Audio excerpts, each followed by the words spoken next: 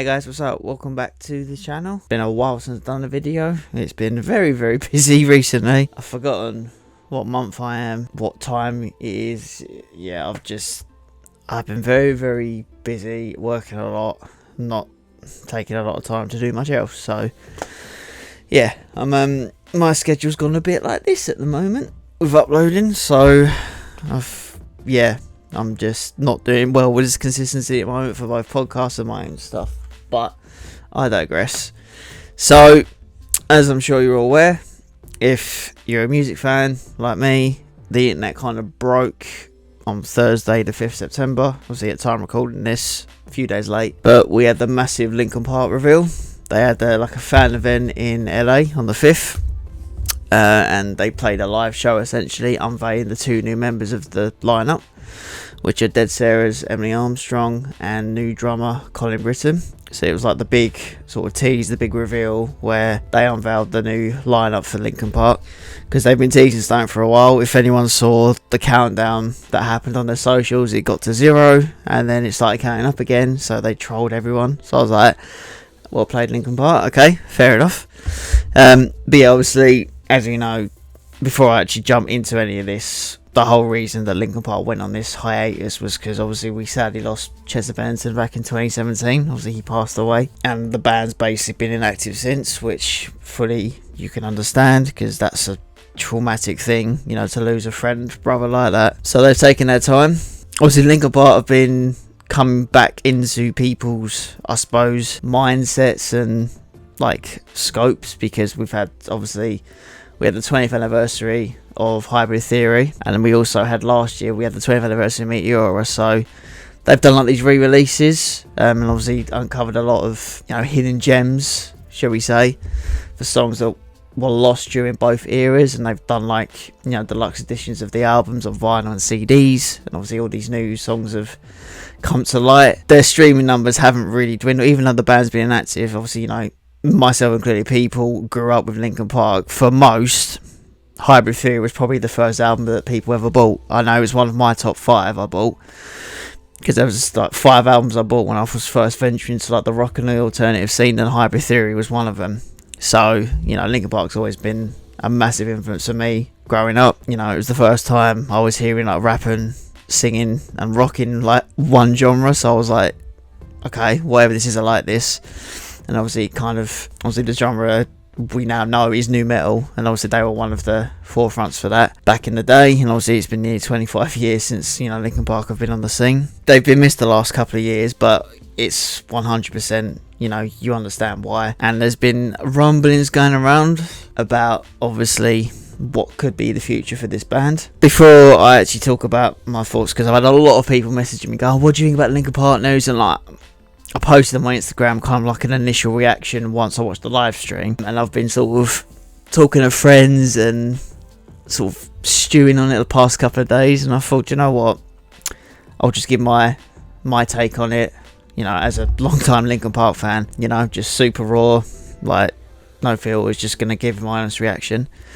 But before I go into it, I thought I'll just, you know, give a brief mention to Chester Bennington, because like when you have these celebrity deaths, or like, you know, famous people, whether it's music, film, you know, whatever industry they're in, sometimes it doesn't, like, yeah, it's sad, don't get me wrong, it is sad, but it doesn't hit you on a personal level. But when also we got the news of Chester Bennington had died, like that really hit home, because, you know, Linkin Park was one of my musical inspirations and idols.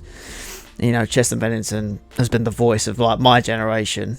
Like, he was an unbelievable talent, and luckily I got to see Linkin Park with him 2014 on the Hunting Party Cycle in London. And to this day, Linkin Park have been the best live band I've ever seen. I've seen a lot of bands, right? But to this day, they were the most incredible live band I've ever seen, and I've never seen a band that have put on the show that I was literally lost for words when I saw them. When the news broke about Chester, I was like, it hit me. Like, I remember getting really upset, and I thought it was a hoax at first, because during 2017 there was a lot of like fake news going around and stuff, but then it started going on like mainstream outlets like the BBC, and I think Variety covered it, and I went, oh no, this is this has happened, this is real. Yeah, it did get to me. One of those situations where you don't know what someone is dealing with, like, internally. It goes to show, like, mental health really is it's a silent killer, let's put it that way. So the last few years, obviously, I've always listened to Linkin Park, like, on and off. Like, I've never not stopped listening to them. Probably since the last couple of years with these, like, anniversaries for Hypertheory and Meteora, I've listened to them a lot. And obviously with,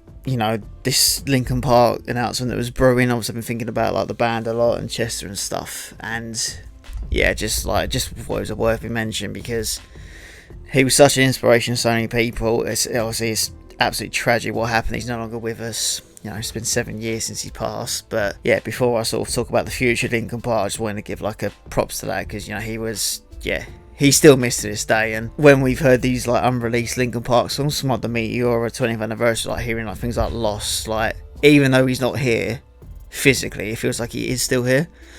And just hearing I know it's not a new song because, you know, they've had it for 20 years, but hearing that song with Chester's vocals in 2023, I was like, yeah, that was quite emotional, to be honest. But the reason I'm doing this video is for this new reveal, because we've had the new lineup for Linkin Park that's been announced, obviously with Emily Armstrong from Dead Sara and Colin Brittain on drums. We had a new song that was released, which is the first taste of this new iteration of Linkin Park.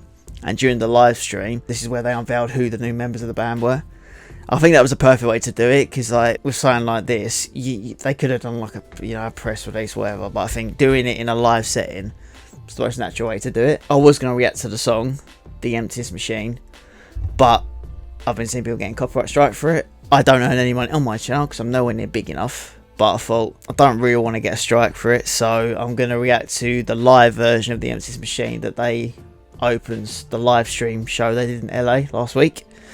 So I thought I'll watch that, give my reaction to it, and then I'll just talk about my thoughts going forward for obviously the new lineup. So without further ado, I'm gonna jump straight into it and let's go. Okay, so that was the reveal of the new lineup for Linkin Park. Obviously, elephant in the room, we know you can't replace Chester Bennington, right? I've seen a lot of comments online and stuff, and like I get it, like, you know, massive fan of Chester, you know, those Linkin Park albums will forever, you know, they will always be influential, they'll be important records. Whoever they got, it's kind of like a damn if you do, damn if you don't situation, because if they'd have gone with a male vocalist, it's gonna be like, you're not Chester, you can't replace him, right? I think it was smart in the way they've gone for a female vocalist because it's not going to be too much. But again, whoever steps into those shoes, it's going to be like, people are naturally going to compare. That's a given. You can't escape the fact they're going to compare. Like I say, it's not Linkin Park. I get that. Right? I'm not discrediting that. But I think it's not really replacing. I suppose the way, from what I understand, stuff I've read from Linkin Park and interviews, like they're just trying to continue in a new iteration of the band. Emily's joined and Colin as, like, you know, new members. They're just like, yeah, this is the changing lineup. It's hard to really explain this because even though it looks like she's replacing, she's just like essentially joining the band to try and carry them into this new era as well, like the two new members. From what I've seen of that live stream, like, I thought her vocals were really good. There was parts in the song she's done and I can see why they've chosen her. Because I came across like her previous band Dead Sara years ago. Like, it might have been 2010, 2011. And I've kind of kept tabs on her through the years. And like, they've put out some good songs. And like, what she does vocally with that band, I can understand why they've chosen her. This new song, I think it was a good way to introduce this new era. And, you know, it kind of reminds me a little bit of like Minutes to Midnight with a bit of Hunting Party. Like, it's got like that bit of sort of like aggressive, more guitar driven, because some of the later Linkin Park stuff, it went in different directions. They've announced obviously their new album From Zero comes out November 15th, which I didn't know they were doing an album, so it's quite quick. And they've also announced like a world tour they're doing that's actually kickstarting this week. I think they start in LA. There's only like 6 dates. They're playing LA, New York, Germany, they're playing London, which I'm trying to get a ticket for, but I don't know if I will. They're playing, I think, Colombia and Korea, and then I imagine next year they might do a full-on world tour. This might be a way of trying to just hit certain parts of the world and get them like back into the live scene, maybe. Yeah, a lot of information got revealed from the stream. So my overall, because I've been stewing on this for a few days, and you know, I've gone back and forth about this, spoken to different people. So I'm very like, I'm in both camps. Like I understand people saying, you know, it's not Linkin Park anymore, they should have changed the name, yada yada yada, should never replace Chester.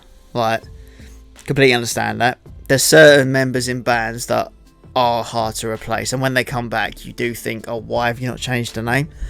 But then on the other side of the equation, I'm sort of open to it, purely because a lot of the bands I like are mostly female fronted. I do tend to navigate to more female vocals just because a lot of my favourites are female fronted bands. I just love some of the female singers in the scenes and stuff. My first impression, I was like, okay, yeah, she's got something. She's got a good vocal dynamic with mikeshinoda. She's got a little bit of raw, sort of aggressive. Obviously the screaming, I think over time she'll figure out how to do it, because she doesn't want to replicate Chester, because she doesn't want to do that. She obviously want to honour him, pay respects to what's come previously, but also try and put her own take on these Linkin Park songs. And obviously I've been saw people saying that, oh, I don't like her singing Chester songs. Like, I get that, but at the end of the day, those records are still going to be there. Chester's voice is never going away. It will always be there, so you can go back and listen to them. They felt this was how they could continue, and one good thing I will suggest watching is the Zane Lowe Linkin Park interview he done for Apple Music. It came out, it was a couple of days ago it came out, and it's just an honest chat, and obviously the whole band's there, and they talk about how this all come about, how things started with Emily and Colin, and then how it got to a point where they were like, oh, maybe we could do this again. It was just like a natural, it seems like it was a natural situation. It wasn't like, oh, we're going to go into the studio, we're going to do sessions with different people to do Linkin Park. They kind of done it in a natural way, and I think that's why this is, even though it seems like it's come about quick, it seems like it was a nice natural way for them to do it. I've watched it once, I'm going to go back and watch it again because I really did enjoy it. And Zane Lowe, he knows his stuff, like, the guy's the best at what he does. To give my sort of take on it, it's different. Like, Linkin Park, it will never be what it once was from like the Hybrid Theory and Meteora days. Obviously, you know, Chester's not here anymore, so it won't ever be the same. That being said, Linkin Park have always been a band that have continued to try to reinvent themselves and obviously do what they think creatively is where they want to be at. Because if you listen to every Linkin Park album, no two albums are the same. Each one's different. So as the only two you could really say are kind of in a similar style was Hybrid Theory and Meteora, because they were like at the peak of numetal when those were coming out. So every record is different. They bring something different. Obviously, people have their favourites. That's absolutely fine. I've got my personal favourite albums. I know what I like. Ones that I thought were okay, but, you know, were sort of a different direction. That's fine. Everyone, you know, you're not going to like every single thing a band puts out, because, one, you're probably lying to yourself, and two, it just doesn't really happen. Going with a female vocalist, I think, was a good move by them. She seems like she's got the talent to do it, and based on that live stream, I could see how she'll bring something new to the band. I think the dynamic between her and mikeshinoda live was really good. You could tell she was nervous. Like, you know, there was parts, if you really carefully watch the live stream, you can see she gets a bit emotional, or like there's certain songs she can't sing, because I think it probably just hit her that, holy shit, I'm in Linkin Park, and, you know, it's natural. Like, anyone in that situation would feel exactly the same. So I think with time she'll really step into the role, make it her own, develop her screams and stuff, because I think that's the criticism, is people are like, she can't scream like Chester. Well, no, to expect to come in and have a Chester Bennington 2.0, I think is unrealistic, because it's just not going to happen, really, is it? Like, he was such a rare, one of a kind vocalist. Is, you know, to try and replicate that, it just wouldn't happen. I like the new song. It's probably, like I said, back to that sort of hunting party style, a bit more aggressive, more guitars and drums in it. If you really listen to the lyrics, you kind of think, yeah, this is like a new beginning. I think the importance of the name of the album as well, this is me geeking out now with my music knowledge, but Linkin Park's first name was actually called Zero before Hybrid Theory. So I think the name of the album suggests sort of like, you know, paying respects to the past, things they achieved, you know, with Chester, but it's also kind of like symbolising like a sort of new beginning, essentially. So it's, yeah, there's a lot of cool stuff happening with Linkin Park camp at the moment. It caused quite a uproar on it online. It's, you know, people got their opinions. That's fine. Like, no one's really going to agree on it, because everyone's going to see it differently. I mean, I've had conversations with friends where they're sort of like, oh, it's not Linkin Park, they should have changed the name. 100% understand that. Like, I can see that point of view. But then I'm the kind of person that I'll give anything a fair chance. Like, you know, I'm not expecting it to be the level it was with Chester, because I think that's a bit unrealistic to expect that. But I'll go into open-minded. Like I said, I like the Emptiness Machine. I think it's a good song to launch this new version, and I am excited for the album. I think if I can see them this month, I'll be able to really sort of have a proper sort of answer for people, because where I saw him with Chester, I'll be able to see him with Emily, and then I can sort of say, right, these are my thoughts on it, and I can sort of form a proper opinion from that. Yeah, sort of ran off this video, like, you know, Linkin Park mean a lot to so many people, and they were definitely sort of people step into the rock world. It's definitely one of mine. So obviously people do have an attachment to the band, and they've always been like one of those bands that every single person at one point would have listened to Linkin Park or got into music through them. And they did, you know, they changed a lot when they came into the scene, just combined the two genres together.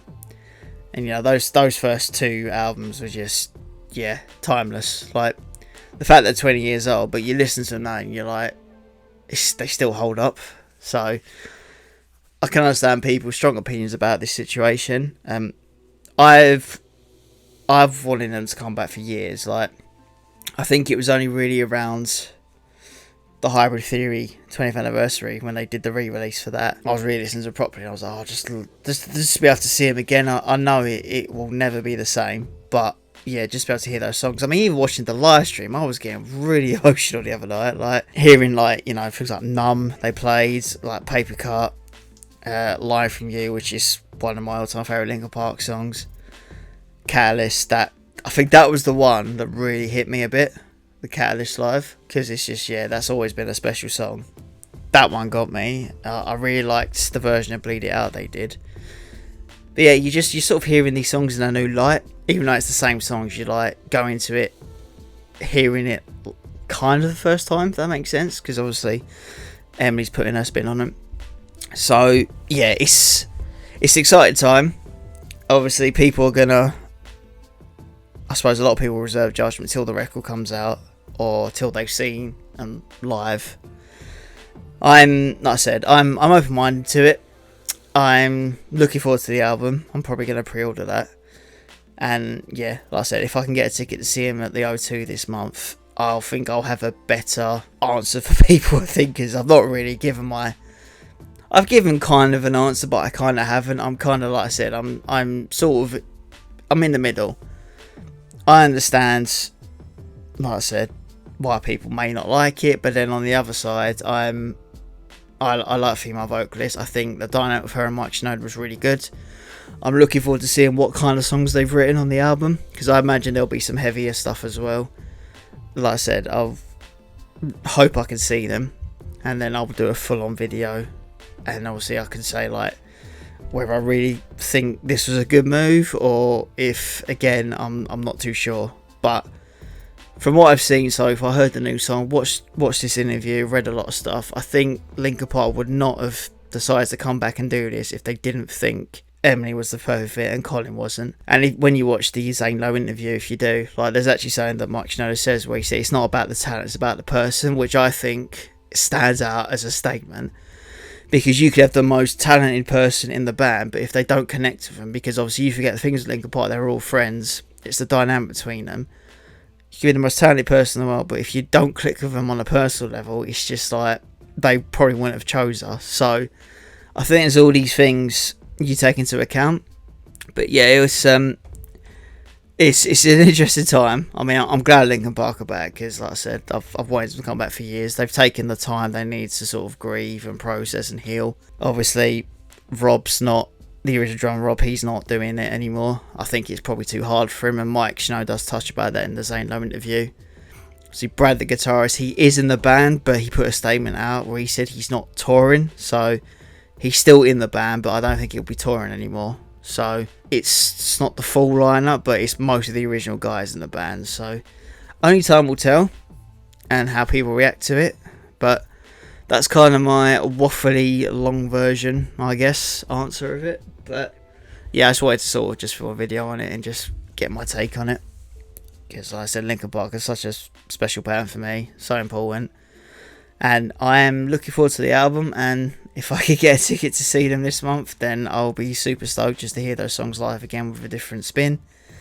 But yeah, that's kind of my answer, kind of not my answer. I think that's as good as I could be. I've waffled on way too bloody long. It's another bloody long ass video, for God's sake. When I start talking about music, I just don't stop. God damn. But yeah, I hope you enjoyed this waffle, guys. Thanks for watching. If you did, don't forget to like and subscribe down below, and stay tuned for more videos. Let me know down below, what do you think of this new version of Linkin Park? Are you all for it? Are you against it? Do you not like the idea? What do you think of the new song? Let me know down below. I'm always eager to hear people's opinions and stuff. But that'll be it for this one. And yeah, hopefully I get a ticket to see Linkin Park this month. And if I do, I'll be able to do a video giving a full-on honest answer.